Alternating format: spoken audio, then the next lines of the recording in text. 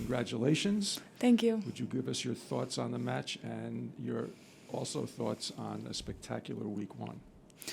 I think I played really well today. This is what I've been working towards in practice, and I'm very pleased with my return games, with my service games, with my movement on court, and also with my attitude. So I'm very happy to be past week one. Okay, very good. Questions? David, go ahead.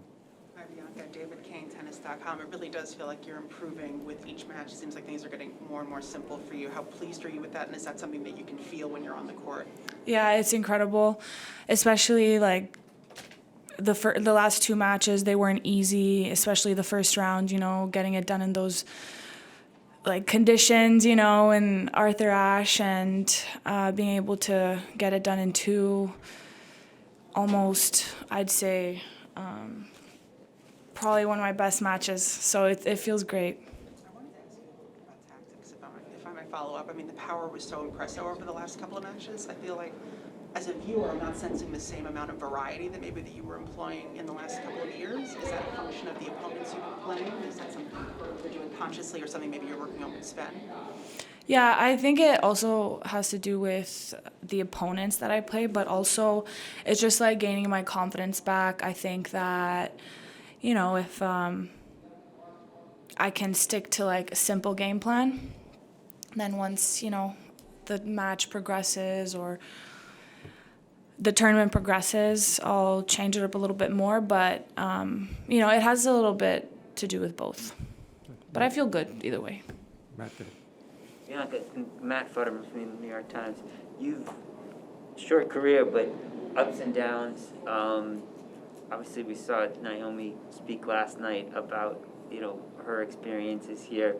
What is it about tennis that at times has brought you happiness, unhappiness? What is it about this sport, do you think, that is such a crucible? I think with anything you're passionate about, it's always a love-hate relationship because you want that thing so bad all the time. You want to be perfect. In my case, it's tennis, and a lot of the times it can be difficult when things don't go your way, you get injured, or Naomi had to deal with a lot, with like media, social media, all that stuff. And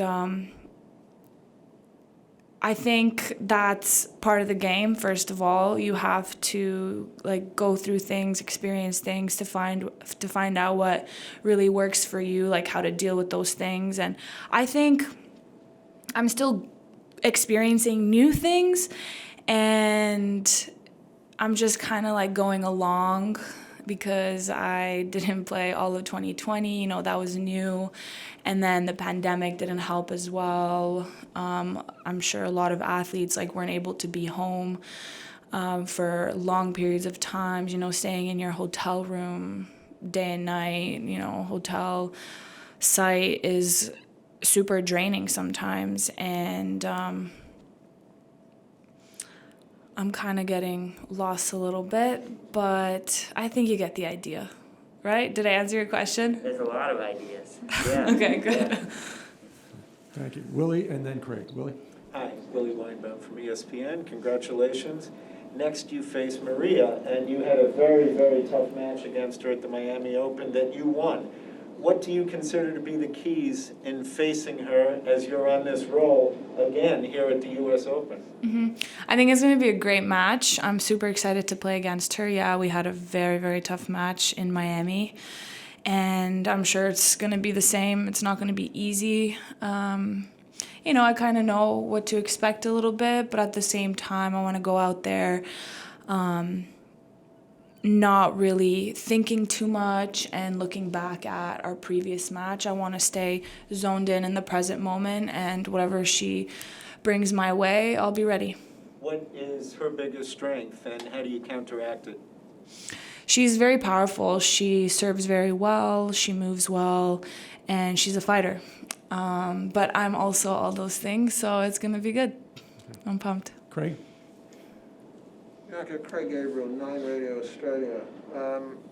Considering what you were just saying about love-hate relationship, what's your feeling when you come here after what you achieved?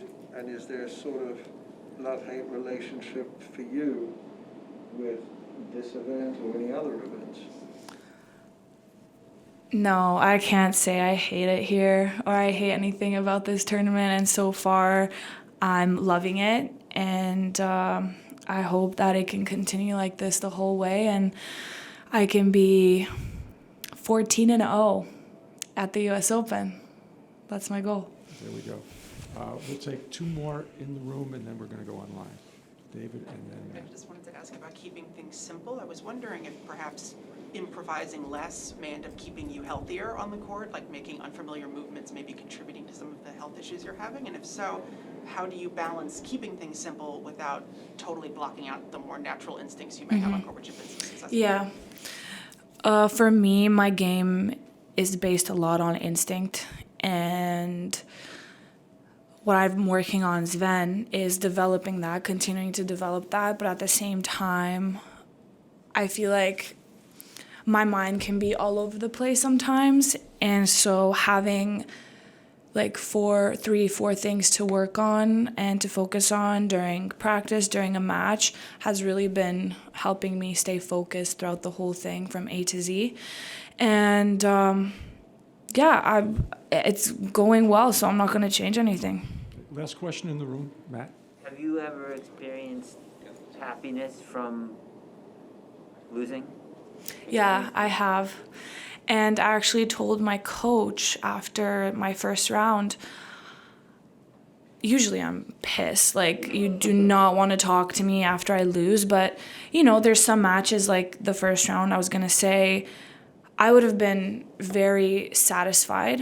Obviously, getting the win is more satisfying, but just the way I fought, the way I dealt with all the adversity, you know, coming back at the US Open in like a very clear mindset, the way I played, I was very happy. And I mean, I probably would have been pissed, but not as pissed as other matches.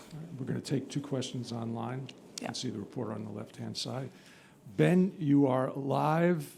Name and affiliation, please. Thank you. Hi, Bianca. Ben from Matchpoint Canada. Congratulations on the win today. I just wanted to ask you about Leylah Fernandez, because I saw you share on Twitter yes and sort of a clap emoji to her always believing in herself and believing she could beat Naomi Osaka and then producing that amazing performance. Yeah, I don't know if you saw the match, but what did you make of her victory over Naomi last night?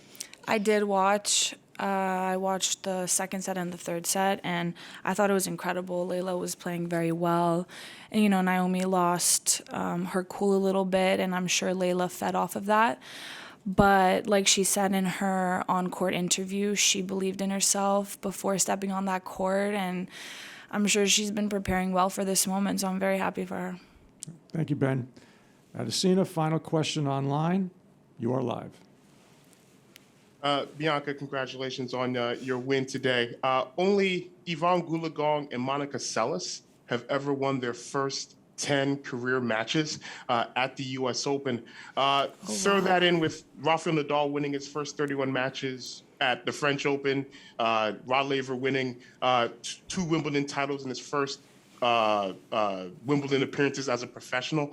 Could you have even imagined winning your first 10 matches at any major, your first 10? And if you can, just put that in perspective, knowing that those names, that you may be alongside those names in terms of dominance to begin a career at a major. I didn't know that, actually. I know that I was 10-0, but I didn't know, you know, only a certain amount of people did that. So for me, hearing it, I feel very grateful to have accomplished that and to be alongside all those amazing players. And I hope that I can continue my streak and make it 2 in a row.